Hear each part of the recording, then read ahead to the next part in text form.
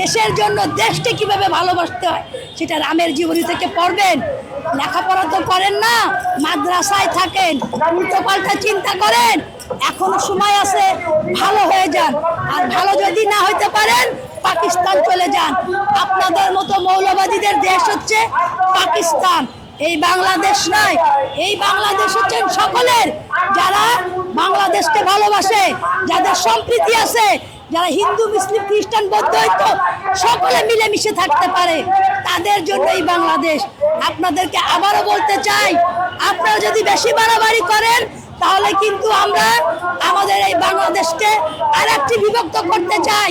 আমরা প্রদেশ করতে চাই সনাতনী সম্প্রদায়, যেটা অতীতে করা উচিত ছিল। কিন্তু আমাদের সম্প্রদায়ের ভাই বোনেরা মনে করেছিল যে না, পাকিস্তান শুধুমাত্র মুসলমানদের দেশ, বাট বাংলাদেশ হিন্দু মুসলিম খ্রিস্টান বৌদ্ধ সকলের দেশ। আপনারা যদি আমাদের সাথে মিলেমিশে থাকতে পারেন তাহলে তো অবশ্যই ভালো। আমরা বলি আসুন মিলেমিশে থাকুন, মিলেমিশে না থাকলে পাকিস্তানে চলে যান। আর যদি বেশি বাড়াবাড়ি করেন তাহলে আমরা একটি প্রদেশ করতে এখানে বাধ্য হব। মনে করবেন না আপনি যুদ্ধ করলে আমরা বসে থাকব, আমরাও কিন্তু যুদ্ধ করতে জানি। আপনি আমাদের 5টা মারবেন, আমরা আপনাদেরকে 2টো মারব, সেই দিন কিন্তু আর নাই। আমরা মানবতাবাদী, আমাদের ধর্মে আছে জীবে প্রেম করে যেইজন সেইজন সে বিচে ঈশ্বর। তাই আমরা সকলকেই ভালোবাসি, সকলের মধ্যেই বেঁচে থাকতে চাই। তবে আবারও বলতে চাই, এইসব মৌলবাদীরা যারা এই আমাদের রাম আমাদের দেবতাকে জুতা পিটা করেছে, ছবিতে আমাদের হৃদয় রক্তকরণ হয়েছে।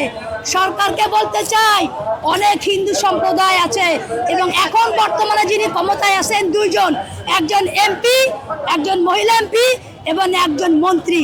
তাদের দৃষ্টি আকর্ষণ করে বলতে চাই, আপনার কিন্তু এই জায়গায় আসতে হবে।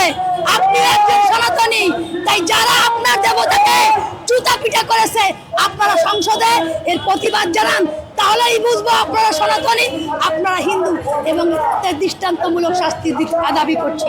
আর আপনারা বিএনপি করে যদি না দাবি করতে পারেন তাহলে আমি দাবি করছি বর্তমান সরকারের কাছে, আপনি যদি মনে করেন সকল সম্প্রদায়কে নিয়ে সকল ধর্মকে নিয়ে একত্রিত থাকতে চান, তাহলে আমি একজন বাংলাদেশের সুপ্রিম কোর্টের আইনজীবী হিসাবে আপনার কাছে অনুরোধ করছি, অতি দ্রুত সত্তর এই যারা আমাদের রামের ছবিতে জুতা পিটা করেছে তাদেরকে ট্রাইব্যুনালের মাধ্যমে জীবন্ত ফাঁসি দেওয়ার ব্যবস্থা করেন অথবা যাবজ্জীবনের ব্যবস্থা করেন, সেটা অতি সত্তর।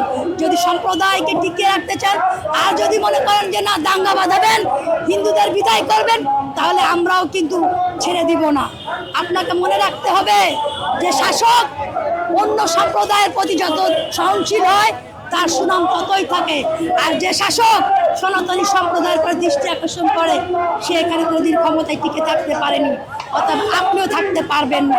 তাই আসুন সকলকেই বলতে চাই, এই যারা মৌলবাদী আছে তাদেরকে প্রতিহত করুন। এই তহিদ জনতা বলে কোনো জনতা নাই, এই জনতাগুলো হচ্ছে জামাত ইসলামের প্রোডাক্ট।